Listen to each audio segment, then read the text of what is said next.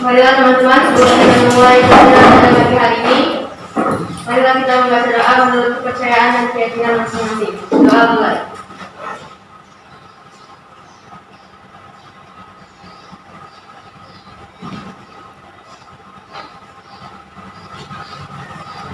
Berdoa selesai. Bapak yang terlebih dahulu ya. Batur Rahman. Hadir Pak. Marsa. Hadir Pak. Ahmad Bintara Mansur. Niken Angelica. Saya Pak. Marcella Diana. Saya Pak. Siti Aisyah. Hadir. Jalan Zakia. Safira Amalia. Safira Ramadhani. Hadir Pak. Sekali Natasha. Hadir Pak. Berarti 2 orang yang hadir. Oke, baiklah. Di sini Bapak akan mengajar tentang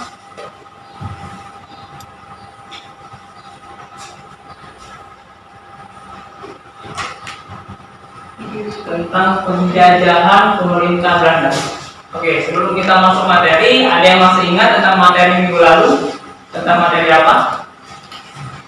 Ada yang masih ingat sebelum penjajahan pemerintah Belanda? Tentang apa? VOC. Benar, VOC. Di sini ada yang masih ingat kapan VOC itu bangkrut? 31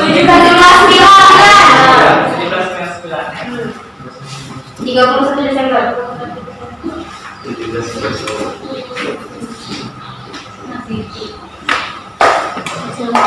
Faktor-faktor kebangkrutannya ada yang masih ingat? Karena korupsi. Jangan, saya balik berani. Coba tulis tangan. Faktor kebangkrutannya VOC. Ingat, oke, silakan, siapa namanya? Batur Rahman. Batur Rahman. Yang pertama itu karena adanya korupsi dari anggota VOC tersebut. Korupsi. Oke. Ada lagi korupsi. Kenapa?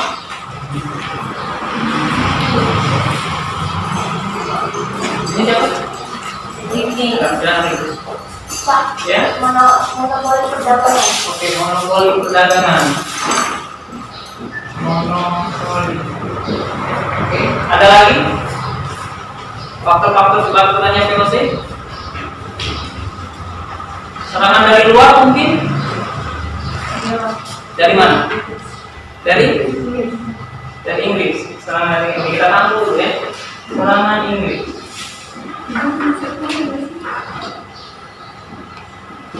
Oke, ada lagi? Oke, jadi kita flashback sebentar ya. Faktor bangkrutnya VOC itu karena benar ada yang korupsi dari para pejabat-pejabat tertinggi dari VOC itu sendiri. Kemudian ada yang monopoli perdagangan, yang monopoli perdagangan rempah-rempah yang ada di Indonesia, sehingga rempah-rempah itu hanya dikuasai oleh VOC sendiri. Kemudian ada serangan Inggris. Ini bukan serangan Inggris, bukan. Tapi Prancis. tepat sekali, serangan dari Prancis. Itu siapa kalau ada siapa yang menyerang? Nama pemimpinnya? Namanya Louis Napoleon. Oke, kita masuk ke kedua. Louis Napoleon. Oke, kita masuk ke materi minggu ini, penjajahan pemerintahan Belanda. Oke, Republik Bataan. Di sini ada yang tahu apa itu Republik Bataan? Ini. Republik Bataan. Dari namanya mungkin nggak asing ya, mungkin Batam ya. Coba, ini siapa namanya? Masa, coba Masa. Republik Batam adalah pemerintahan baru sebagai bagian dari Prancis yang dipimpin oleh Louis Napoleon. Oke, jadi benar ya. Pada waktu itu Republik Batam itu adalah ketika Belanda dikuasai oleh Prancis yang dipimpin oleh Louis Napoleon, sehingga wilayah jajah Belanda yang dilalui oleh Prancis dan ditunjuklah Herman Willem pada tahun 1808 sampai 1811. Jadi analoginya begini ya. Pada waktu itu Indonesia dikuasai oleh Belanda. Namun di Belanda itu sendiri dikuasai lagi oleh Prancis. Jadi seperti ini ya. Ketika wilayah jajahan Belanda itu Indonesia dijajah oleh Belanda, namun di induknya sendiri, di Belandanya induk itu dijajah oleh Prancis. Sehingga secara tidak langsung Indonesia itu dijajah oleh Prancis. Tapi kebanyakan tidak tertulis dalam buku-buku pelajaran. Mungkin juga kalian tidak tahu kalau Prancis itu pernah menjajah Indonesia. Iya. Namun di sini walaupun dia menjajah Prancis, dia orang Prancisnya nggak langsung turun tangan menjajah Indonesia. Itu juga ini Herman William Daendels, yaitu sebagai kaki tangannya Prancis orang Belanda untuk menjajah di Indonesia. Itu asal usul dari Republik Batak.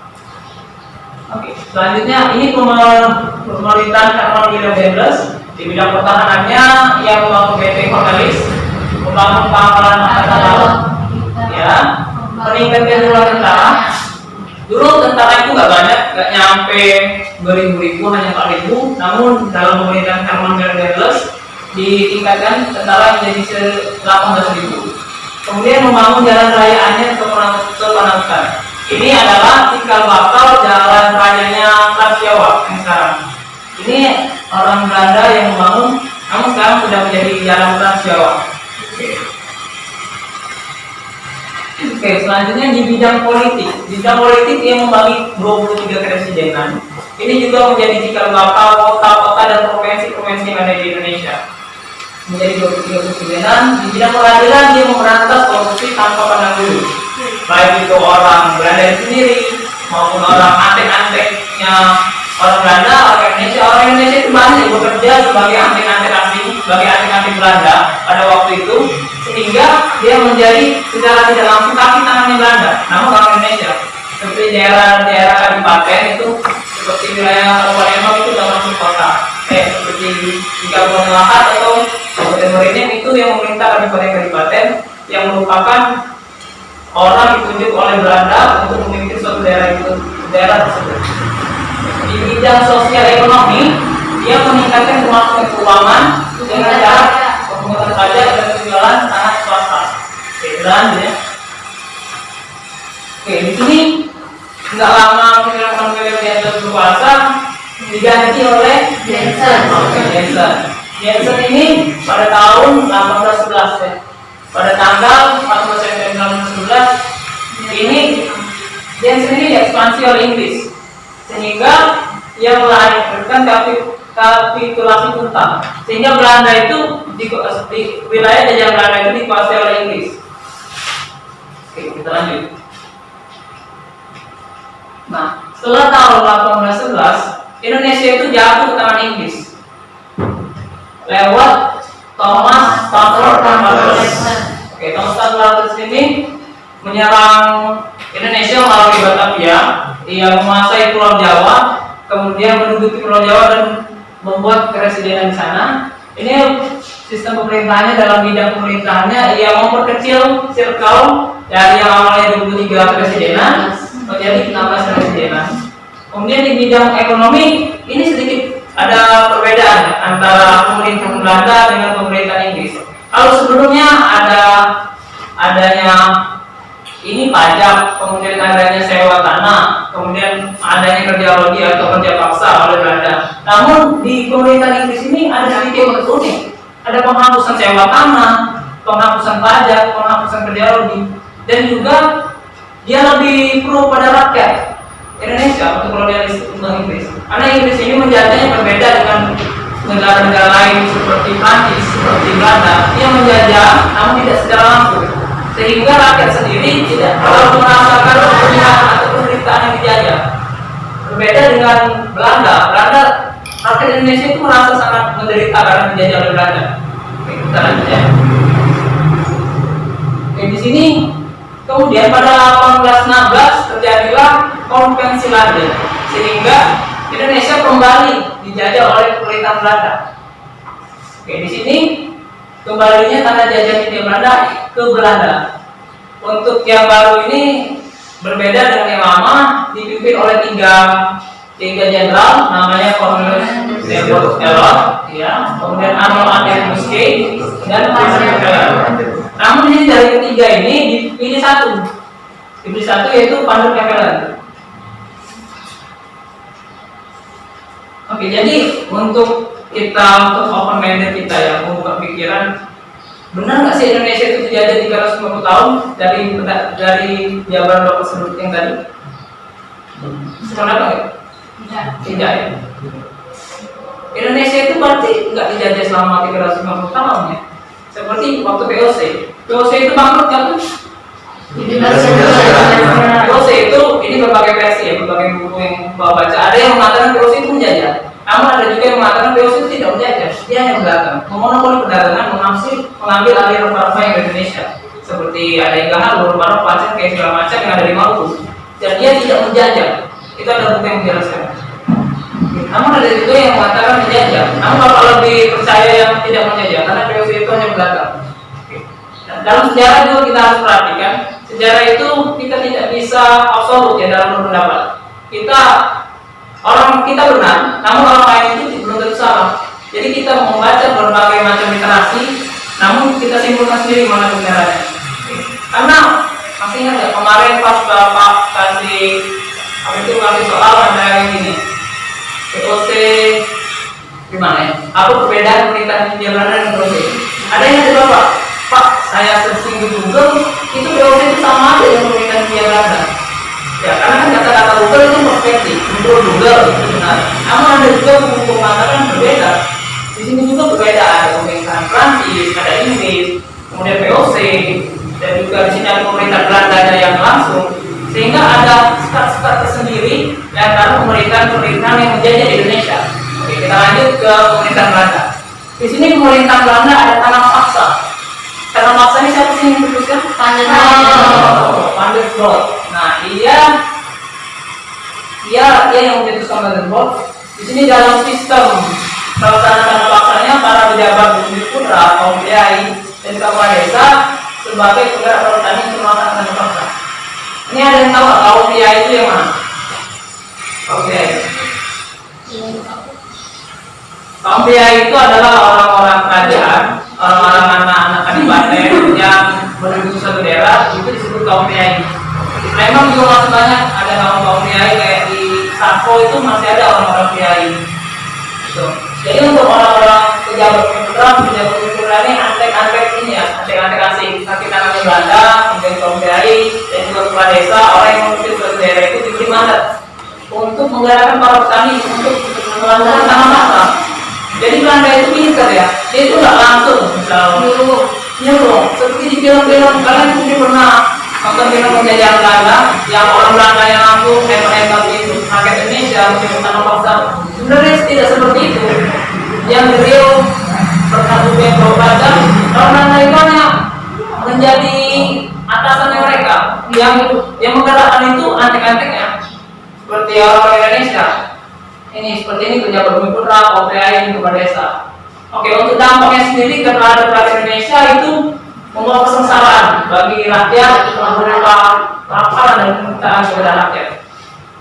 Oke, bisa dibayangkan tanam paksa itu kita itu menanam hasil rempah-rempah yang akan dijual di ekspor ke Eropa, seperti rempah-rempah, cengkeh, gaharu, kemudian ada pala wijak, kemudian kopi.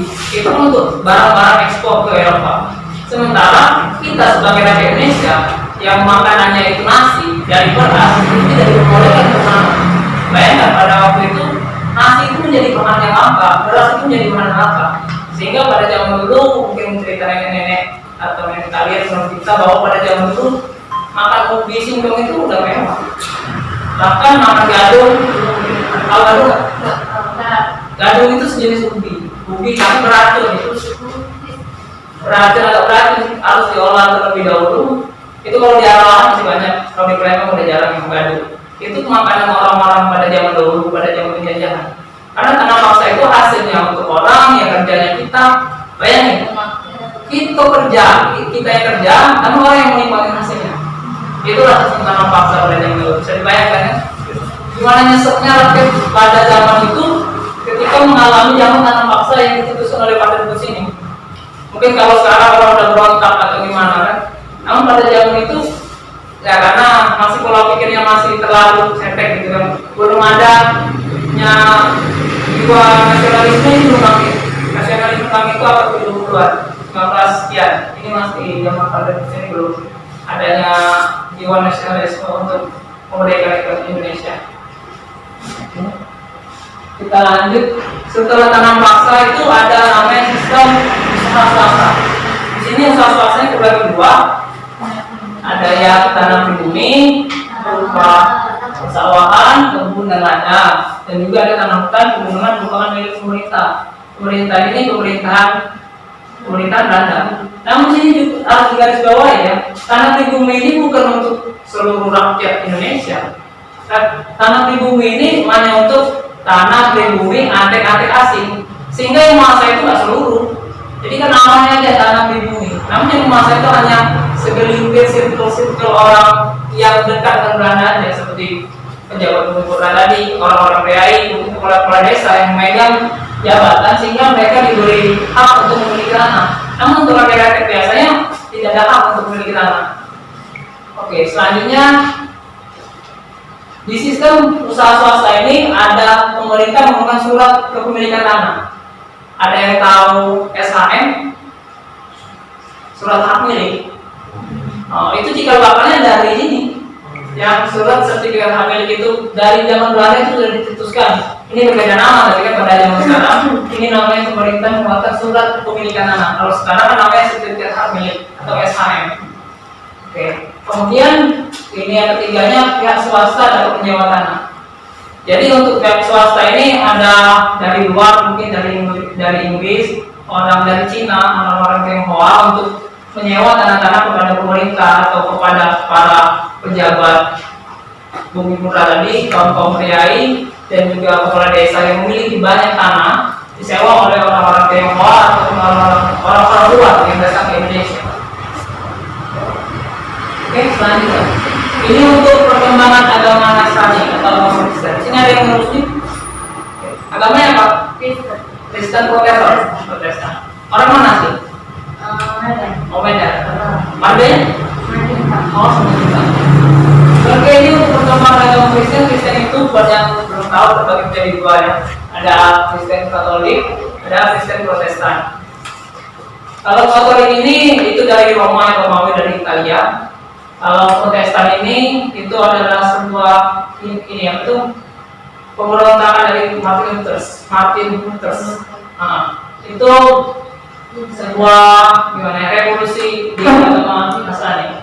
Oke, ini kalau untuk Indonesia sendiri dibawa oleh Franciscus Xaverius SD.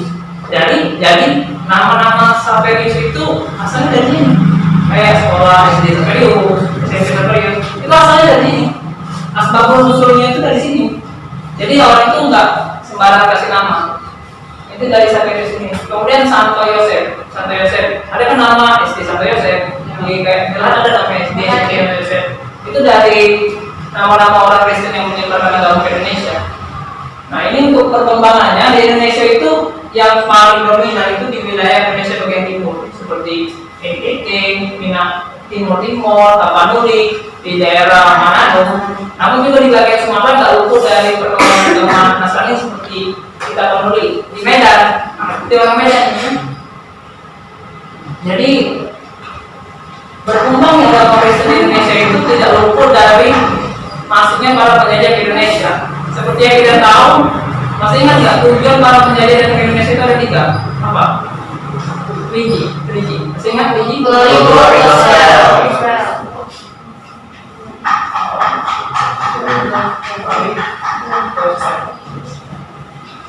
Goalnya apa tuh?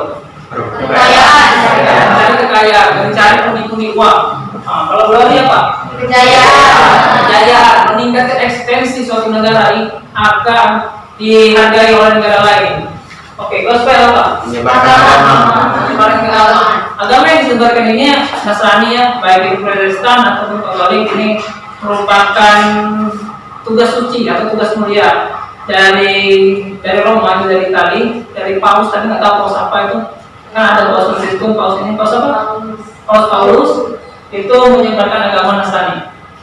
Oke, ini tugas dari orang-orang penjajah itu seperti ini, glory gospel.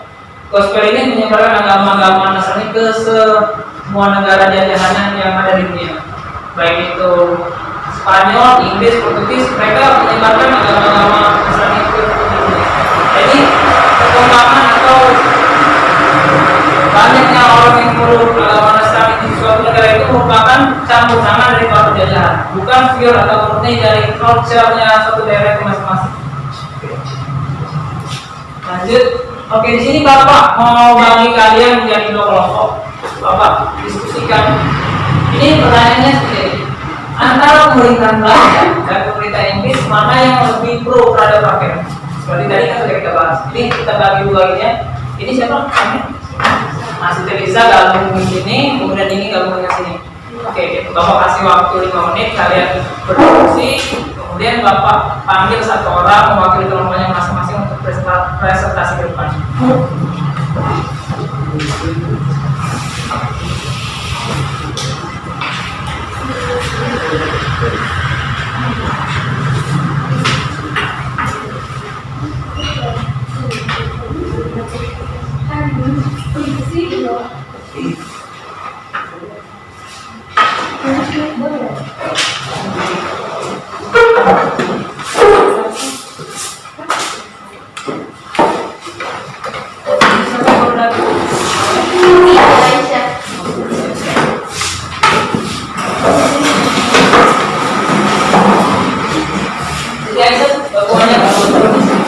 Gimana jangan kalau lama-lama nanti ditulis 1 orang perwakilan dari kelompoknya Pak presentasi orang.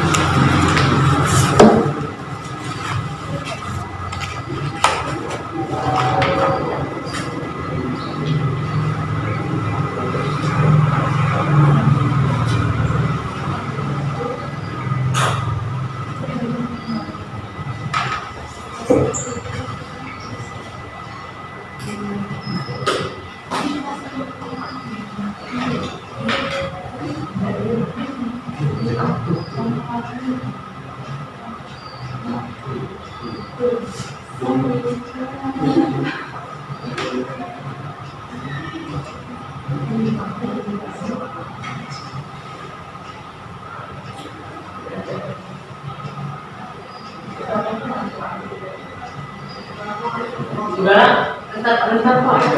Mengingatkan Pak.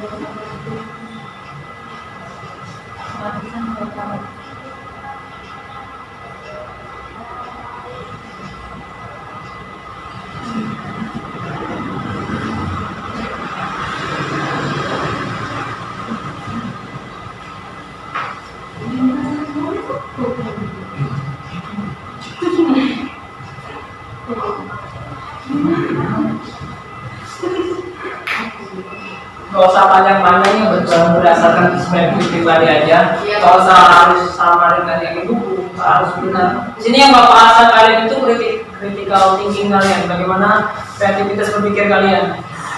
Bapak tahu kalau harus lihat Google atau harus lihat buku. Di sini yang Bapak asal kalian itu bagaimana pola pikir kalian itu dalam menyelesaikan masalah.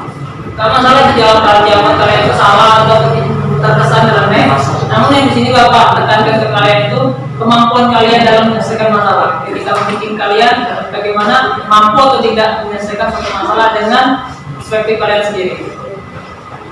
Ini kelompok 1 atau kelompok 2? Kelompok 2 ya. Kelompok 2 enggak? Sudah. Ini kelompok 1, kelompok 1 dulu. Bentar lagi. Sudah kita tunggu kelompok 1 ya. Dalam menjawab sejarah itu usahakan kita itu menggunakan perspektif pribadi gitu kan. Enggak tidak masalah kita memakai kata-kata di Google, namun kita buat suatu paraphrasing. Paraphrasing itu seperti pendapat kita sendiri dalam menyampaikan suatu statement.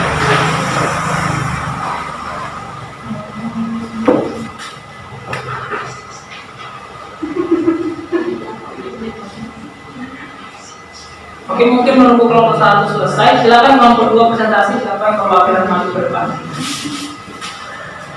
Siapa namanya ini yang maju presentasi? Tapi Natasha. Oke, dulu perhatikan teman-teman. Assalamualaikum warahmatullahi wabarakatuh. Perkenalkan, nama saya Natasha Fiorita, perwakilan dari kelompok 2. Menurut pendapat saya yang lebih Menurut pendapat kami yang lebih pro kerakyat adalah Inggris, karena Inggris tidak semata-mata memperbudak rakyat, tetapi juga memberikan didikan. Seperti contoh, pada saat pemerintahan Inggris menghapuskan tanam paksa dan lain-lain. Bisa dilihat kalau negara didikan Inggris bisa lebih maju. Sedangkan saat pemerintahan Belanda itu sangat memperbudak rakyat dan membuat rakyat menderita. Ya, terima kasih. Oke, kasih apa dulu? Satu, silakan yang presentasi. Ini siapa yang mewakili? Masa. Saya Ini Masa. Assalamualaikum warahmatullahi wabarakatuh. Saya Masa Herani, perwakilan dari kelompok 1 akan menjawab pertanyaan antara pemerintahan Belanda dan pemerintahan Inggris mengenai Perdana Menteri Indonesia. Menurut kelompok kami, perbandingan pemerintah Belanda dan Inggris didirikan dari cara mereka menguasai Indonesia. Salah satunya adalah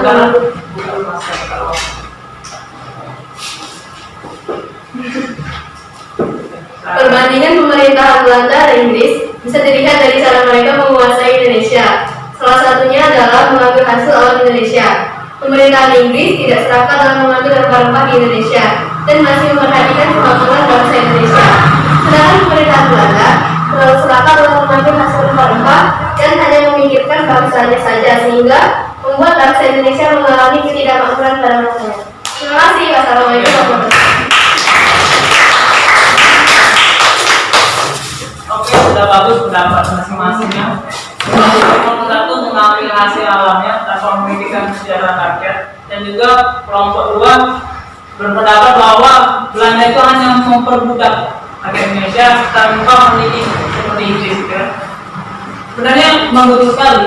Inggris itu kalau menjajah tidak secara langsung, dia hanya sebagai ini, dia di atas, namun yang di bawah itu rakyat Indonesia semua yang mengerjakan. Dan juga dia tidak mengungkap adanya pajak yang besar, kemudian ada juga tanam paksa, kemudian seperti kerja lobby gitu, sama aja tanam paksa, tidak terlalu memberatkan rakyat Indonesia. Namun untuk Belanda sendiri, dia terlalu seperti mencari goal yang terlalu tinggi.